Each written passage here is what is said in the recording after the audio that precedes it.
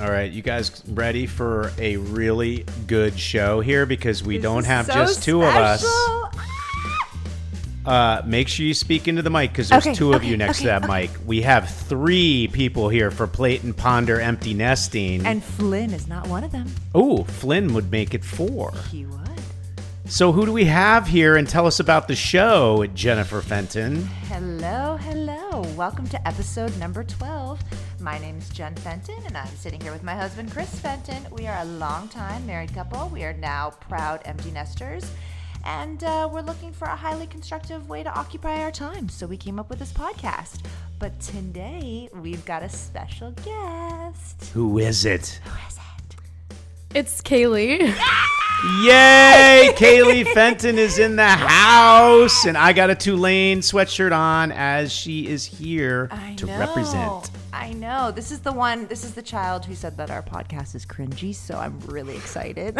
All right. Well, why don't you tell everybody what this show is? Honey, I already did. I know, but did you get it all the way through? I got like enough. Everybody? Okay, Yeah. fair enough. Well, I cracked open my Cote de Rhone. Do you ever feel like Dad doesn't listen to us? Yes. Oh, Jiminy Lordy. Christmas. It's going to be a 2 against 1. All right. Well, let's kick it off. It's Plate and Ponder.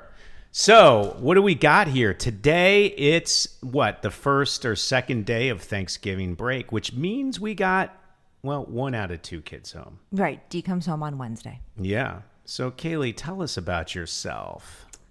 Well, what do we want to know? Enough to get a lot of applause. I mean, just being here, you get an applause. How about that? Why don't you tell us about Like a college? participation trophy. It is a participation trophy. How many participation trophies have you gotten in your 18 years? Not that many. Oh my God, you should tell the story about the trophy Dad got Oh, you. yeah. So I did gymnastics when I was younger, and I got a trophy for it, and it was like my prized possession. I'd bring it to show and tell at school.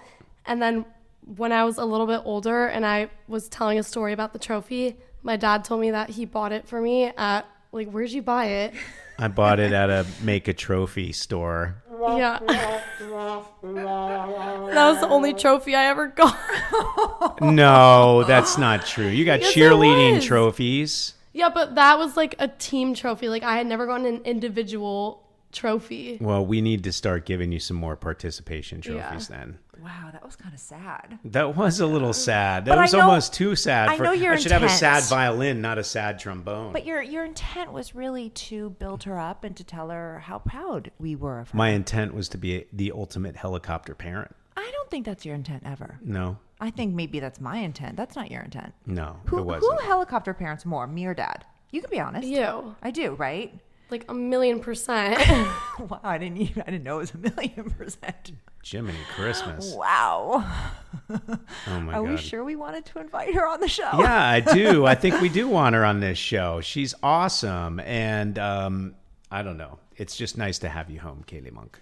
I'm really glad to be home. You know what's exciting? When you are home, Stranger Things, the final chapter, right? They're dropping the first 3 or 4 episodes, I think on Wednesday, right before Thanksgiving. And I'm not allowed to have actual Stranger Things music because I don't have the copyright. So this is a uncopyrighted sort of Stranger Things sounding type of thing How did you get that? off the intranet. It kind of has the same vibe, right? Doesn't it? It feels like 11 is coming. Have you seen the trailer for this season? Oh, Vecna. No. Vecna's back. It sounds like the Geometry Dash music. I don't think you guys know what that is. No, No, what what's is it? Is it like Geometry 6-7? 6-7. No. It's like a game that I used to play when I was younger. Did it help with geometry? No. Not at all. I like how Kaylee's a little frozen up. She's not super like Kaylie Monkey right now. She's sort of chilling. I don't really know what I'm supposed to say. You're doing exactly what you're supposed to say. Yes, It's all good. exactly. It's All right, so let's talk about let's get into So why don't we what's been discuss going what we on. did today? Yeah, what did you guys do today? So today, is this one of our serious subjects too? A little bit, yeah. Today we tried, and I'm going to say tried because we were unsuccessful. In fact, Kaylie probably thinks that we were successful, and I think I was unsuccessful. We tried to get a Christmas tree Kaylie, today. you guys were successful. Yeah, we were, because my mom wanted to break the tradition that we've had our entire life of Share the having tradition. a real Christmas tree, which, I mean, we don't even do Christmas cards or anything, so I feel like having a real Christmas tree is like a big thing for us. Okay. It's like unheard of, but we always have one and we always go pick it out. And this year my mom decided, Well, tell us more about the picking out. Like, share the process. well, I mean, it's not that deep. We just go to the lot together and Did pick you it guys out. go to a really? Wait, we name it. Yeah. Yeah. Oh, shout out to the Kernikins, though. They've been going to help us pick it out for the past 3 years. That is Oh, and are they going to go Yeah. this time? Well, now, because we went to the stores today to try to get a fake Did you go to a tree. fancy Christmas store for a tree? What No. fancy store we did went you go to Michael's and Home Depot And Hobby Lobby. no, Target. Target. Hobby Lobby isn't open on Sunday. Those aren't fancy Christmas No, tree not at stores. all. And when we arrived at the store, my mom had very high expectations. And she kept touching trees that looked so incredibly sad and plastic. Even this woman next to us was like, wow, all these trees like really suck. And I was like, yes. And when we were leaving the store, my mom goes, I'm really glad you went with me because I totally would have bought in the sad tree and tried to make excuses for it being okay. I would have. You're right. You're Yeah. right. So we didn't get one. So, no, because what did I say? Nothing, say it with me, nothing beats a real Christmas tree. Ooh. No, I even said we'd buy a candle that smelled like a Christmas No. tree. Like here's the thing. For a mom, let me share my side of the story. For a mom, you get the Christmas tree and you put it up, and I do the decorations. I probably don't let you do the decorations because I'm a helicopter parent and I like the ornaments in a Oh, specific yeah. place. Growing up, we were never allowed to decorate our Christmas tree. It was my mom that. But would you decorate. helped pick out the theme. We I do would have a pick out the theme every theme. year for the tree. But I remember like Dylan would try to put on ornaments, and then when he'd leave, you would move them into a different spot. I think you did the same thing. I did the same thing. I mean, yeah, he didn't really do the best job decorating, but he has other strengths, and that's fine. What about me? You just bring the tree up, Oh. And you then take you it down. and then you take it down. I usually toss it off the balcony. Well, and watch that is it another one crash of our and start to traditions fall. Exactly, that Kaylee that- did remind me about. That you wanted to not have this year. It was really upsetting. She would send on our family group chat plastic trees, and I wouldn't respond. I'd be like, no, I'm not okay with getting a not real tree. Well, I think the moral of the story is I'm glad I went and I saw fake trees because I probably would have purchased one off Amazon thinking it was a really good one. We would have unpacked it and it would have been sad. They were so sad looking. They were full of holes, and they were all like messed up and crinkled.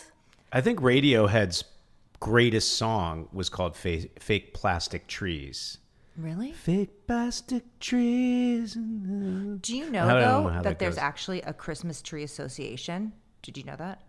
A Christmas tree Yes, association. and they measured, they evaluated the number of Christmas trees that are sold each year, and artificial trees are approximately 80 to 85% of the trees displayed in the U.S. homes. They're artificial.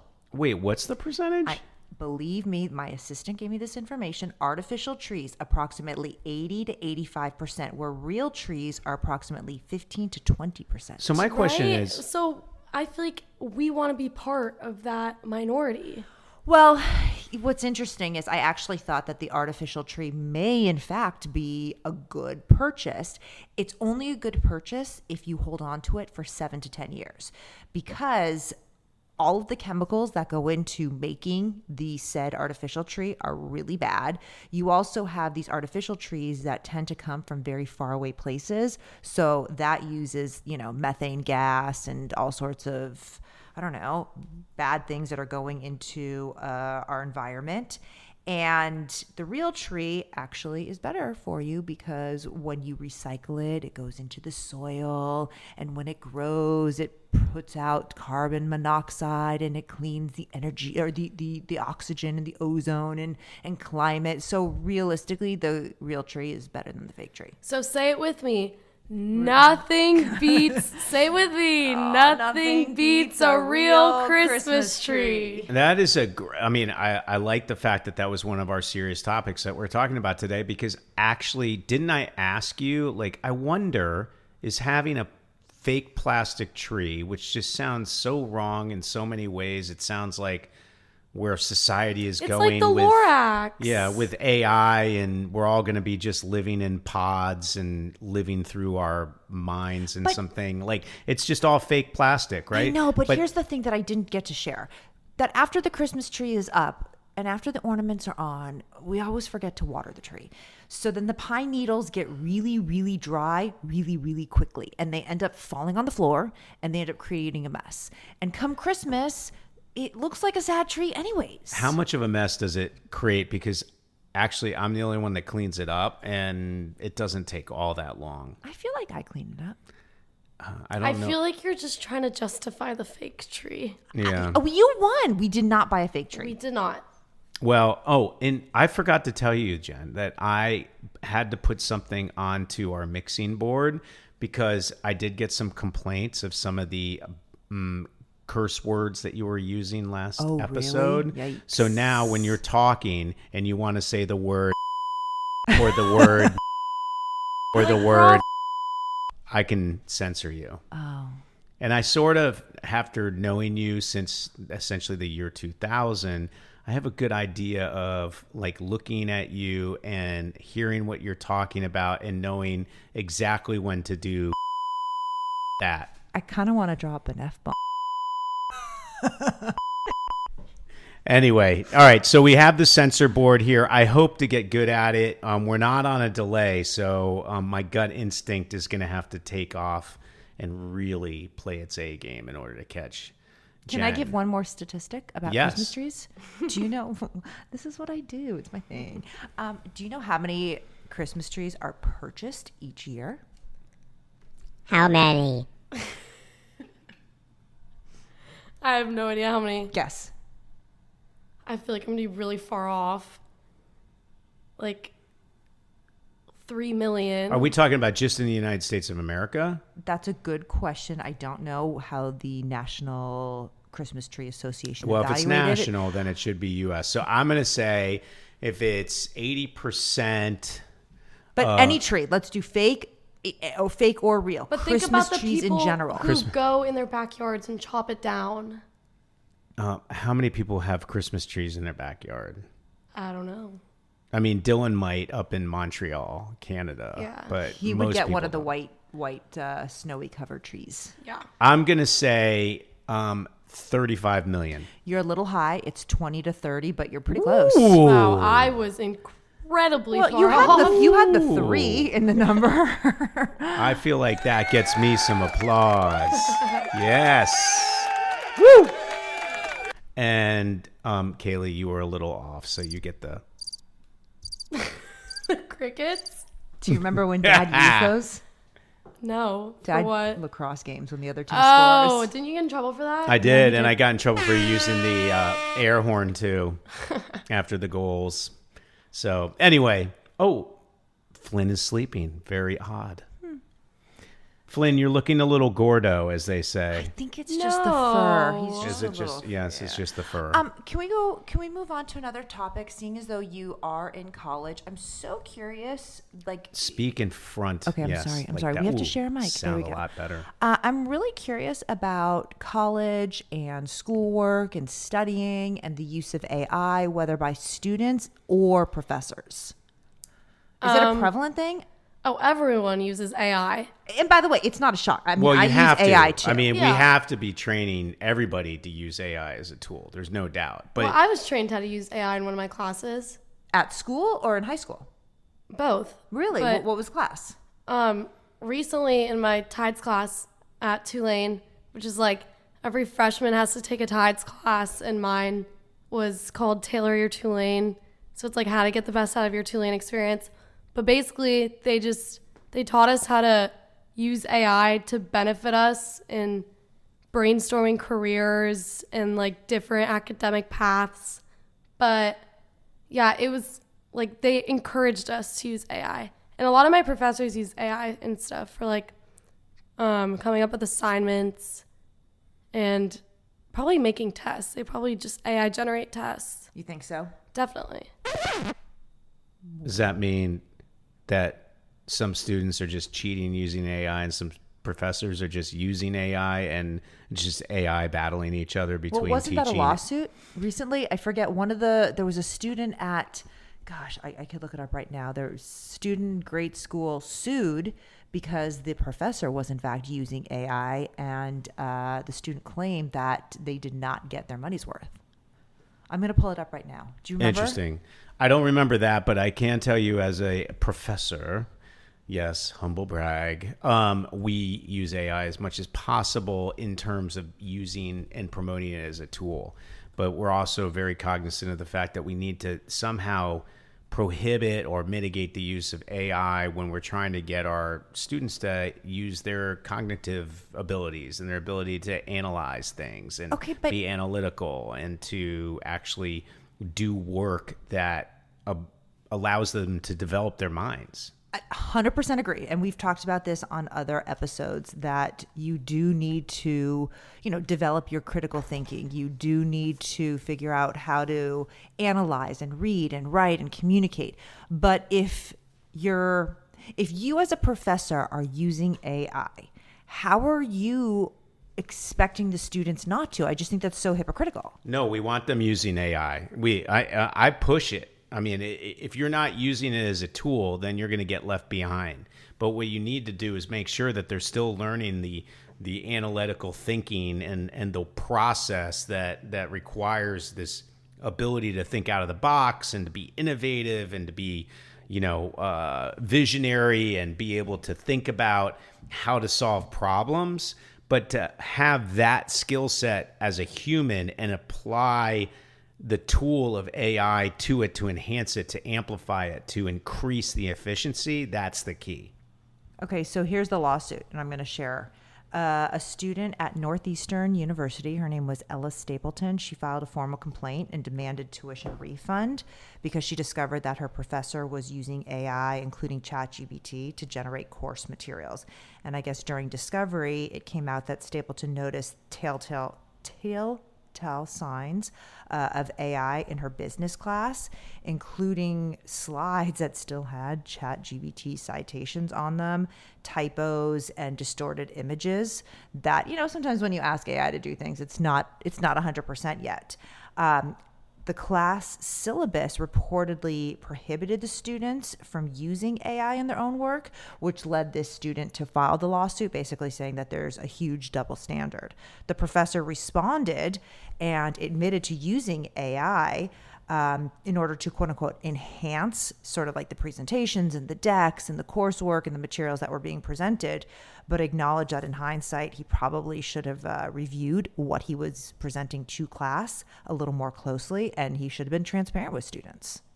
I would agree with that. I actually would think that that's similar to even like the idea during COVID where universities were shut down and people didn't have access to the physical resources that they were paying all this money for. In this situation, this is actually one where they're paying all this money to have access to what you would say is like a mental or academia resource that is not being used. It's actually being substituted with AI. So they're feeling like they're not paying for the product and service that they're asking for in both cases. So when I use AI, I type in a question like, how many Christmas trees are sold in the U.S.? And it pops up a response. Okay, when you use AI, how do you use it for school? And you're not going to get in trouble. I should not answer that. No. You can answer. I'm just curious. Do you do it for research? Do you find, sources when you're writing a paper? Does it help answer questions, things like that? Let me just preference this by saying I'm not a dumb individual. No, not and at I'm all. not lazy, but I use it out of pure laziness. Wait, that's not true. The anomaly, or do you think every other student is like you? Oh, everyone does that. Like, I don't know a single person who doesn't use AI. Yeah, but aren't the professors are essentially saying, hey, look, you guys, there's certain things that you have to learn, that you have to apply your human mind to, right? But we're also aware that there's this amplification tool, this ability to essentially use AI to enhance what you're already doing as a human. Well, yeah, that's like the hope that professors want. But in reality, me and I think everyone that I know, if it's like late at night and they want to go out and they have an assignment due, they're not going to it's like sit there for like 3 hours trying to figure it out. They're just going to ChatGPT the whole thing. Right. But once the test comes around, you're going to have to understand and know how to do that stuff, right?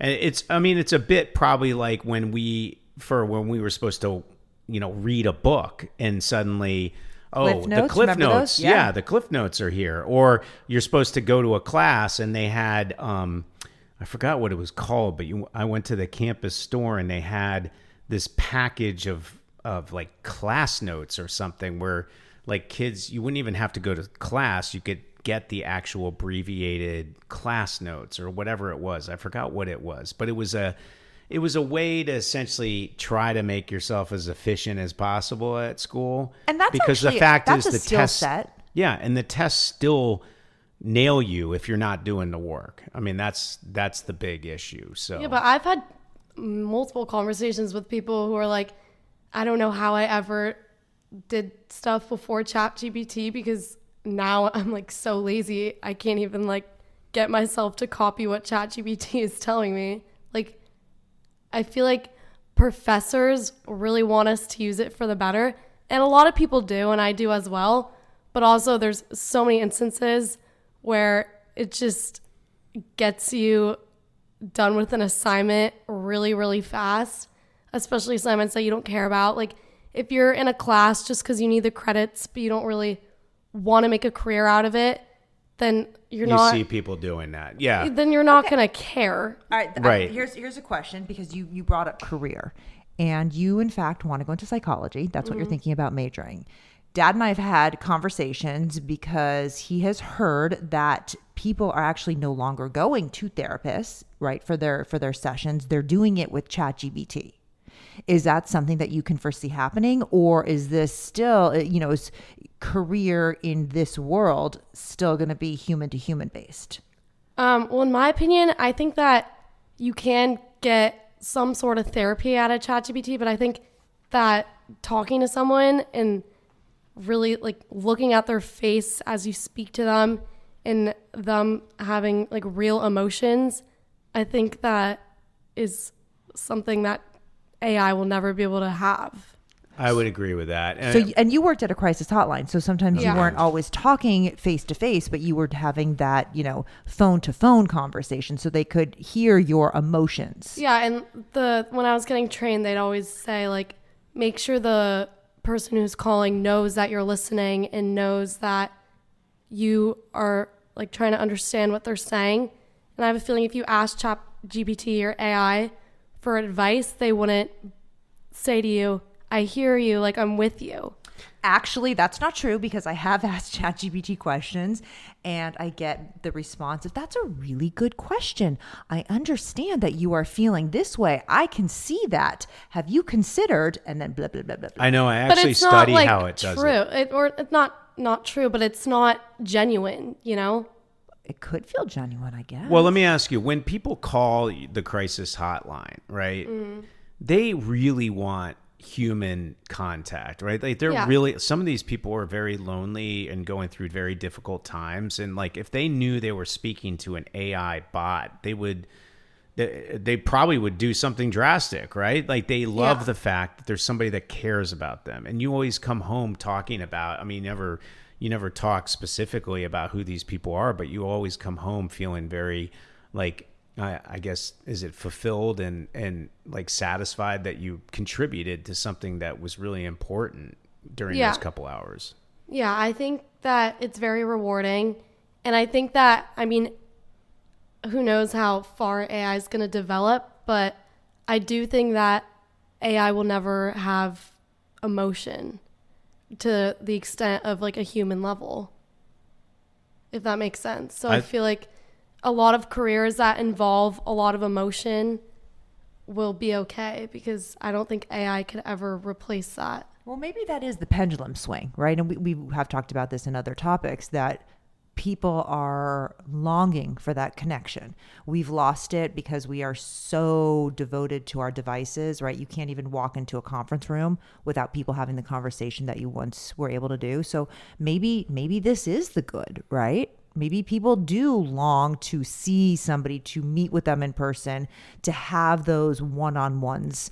You even talk about it, Chris, with lunches, right? The industry lunches that you used to have are far and away much less than what they are now. Well, I will say there's 2 points I want to bring up and one I want to bring up to Kaylie, but the lunch thing, that's an interesting point because actually the lunch used to be every single day from 1 to 2:30. People were always together with people, and there was always this like really strong get to know the person beyond the business that you're doing, the transaction that you're doing, understand where they're from, who they are, their parents, all that stuff. And now when you get together with lunch, you actually forget that art. You sort of want to jump right into the Zoom version of that lunch. But then I was also going to bring up to Kaylie, we did, and we talked about this on a past podcast, we did this research group with kids 20 to 30, both female and male. We did 4 different research groups on social media, and we actually found a majority of those kids actually wish the smartphone never existed. Yeah, I could see that argument. Like, sometimes I wish that because I feel like life was a lot more simpler without, like, a smartphone or social media, but also, like, I love Instagram Reels and I love TikTok, and I think I'd be really sad if that vanished one day. And we held off. We held off on getting you a smartphone for a while. Remember, you had a flip phone. Yeah, I did. I did have a flip phone. But when you think of how much fun it is to scroll, is it nearly as fun as, say, going to the beach with your friends or going skiing with your dad? Or no, but like, I can't just. There's no beach in New Orleans that I could go to, and okay, I or can't going just to the go boot. ski. Okay, well, no, it's like definitely not like scrolling on Reels is like a very great activity of mine. I really enjoy it, but it doesn't beat like skiing with you or like going out and having real experiences. But it does give me a lot of serotonin. It does, but probably not as much as. No, definitely not. No. So, in a way, like, could you see if the smartphone never existed or AI never existed, could you see ways to fill those gaps in something that would be completely satisfying? Obviously, you can't go to the beach and go to the Bourbon Street and can't ski all the time, but could you read a book, or could you, I probably give read a friend a phone call, or go for a walk with Flynn or something like that? Well, if that stuff never existed, then we wouldn't know any better but to do other things. So we would fill our time with, other things, of course. But I feel like I sound really dumb on this. Not at all. I appreciate your perspective. I feel like all the audience is getting from me is that I use AI because I'm lazy and that all I do is watch Instagram. You're talking about. I use AI every single day. I have said it before. I will say it again. I scroll through Instagram. I've said it before and I've said it again. You are human. I don't think that you are dumb. In fact, quite the contrary. I think you are using it the way most people do. If you came home from Crisis Hotline and told me you used AI bots and on a speaker instead of you, I would be very upset. But I know that that's not you. And I also know the classes that you're taking at Tulane really aren't all that conducive to using just AI to get through them. I think in fact, you're really liking the classes, which is cool. The other thing I was going to bring up too is that these kids with the way that they utilize social media, they've also found that it's this crutch. It's this ability to not deal with things that are uncomfortable or whatever, right? Like you walk into a party, you don't know everybody or don't know enough people, and your one friend that you know is showing up isn't there, and you don't want to deal with the uncomfortable situation of getting to know other people. You immediately go to the crutch, the phone, and start scrolling. Yeah. Is that... There's like a joke where it's like... it's like when you see people scrolling on their phone at parties and it's like they're on the weather app or like they're on their calculator. Or do they pretend they're on the phone? Talking Yeah. to somebody very important. Yeah. Yeah, I could see that. But yeah, it's an interesting crutch for sure. And then on top of it, I think there's just this feeling of how do you create more human bonds? How do you create this ability to have an emotional contact? Like you see with Crisis Hotline, it's like that stuff is super important. So I like the fact that you get that at 18, even though you grew up with a smartphone in your hand for a long, long time. And I appreciate your honesty. Yeah. 100%. Thank you. Yeah. Just like to say again, guys, I promise I am not stupid, and I promise I'm not very lazy. Oh my Nobody God. I can be that. lazy. Nobody. Well, I will thinks say you did that. bring home a lot of laundry for mom to I do. offered. She did not bring it home without me saying, Kaylee, if you wanted me to do your laundry, bring it home. Oh boy. Well, there's 2 huge bags of laundry. I that are know, and sitting I in our just laundry started room. one load. Okay. Well, is Kaylee helping with that at all? I told her I would do it. I'm not asking her to help. Okay. Well, how about that? That's pretty cool, right? Yeah. That's when helicopter parenting is a good thing. All right, so here's what I want to do though, because it's the holidays. Like a lot of times podcasts don't even record, but we're gonna have your friends around. We're gonna have Dylan's friends. We gotta like have these crazy fun conversations over a couple glasses of, well, mom and I. You guys are only 18, so you're not allowed. But you can have like a Backpedaling right there. How about a Celsius or a Red Bull or something like that, right? Oh, But I think we could have Lordy. some fun, and we're going to go away with the Broadkins who were on the last episode. Yeah, we're going away doing with that their over Christmas. kids. Mm-hmm. So we're going to bring our podcast mics and have a good time. Yeah, but talking that's about over stuff. Christmas, so we got That's a over little bit of Christmas. time. We'll do something for Thanksgiving. We'll do a gratitude. Okay. Well, what are we? How are we closing the show today? Other than I'm like grateful. with some chimes and things like that. I'm grateful Kaylee came on. Oh, Yeah. Thank you. Will you come back? Probably. what if we play a little Flight of the Conchords type of music? Okay. Make you kinda groovy. excited? Yeah. It is a little bit, I'm right? gonna be honest. I don't know if I'm gonna be able to listen to this episode. Oh, we're gonna Really? make you. I don't know if I'm gonna be able to hear myself. Come on, it's really fun. We're gonna listen to it. We'll listen to it at 2x speed, and you'll be able to critique it and go, hey, you know what? Next episode, I'm gonna let it rip on some other subjects. And you know what? If we don't like it, I guess we don't have to publish it. Oh, that's true too. But we keep it real. So let's see. We'll see. Have a good night, I will everybody. say, everybody that listens, please download, review, follow, and enjoy. And especially you peeps down there in Latin America and Australia, we'd love to have you listening, because those are the 2 areas of the world we do not have people downloading. Other than that, 27 countries so far and counting. Thank you so much for joining Plate and Ponder, the Empty Nesters. Till next time.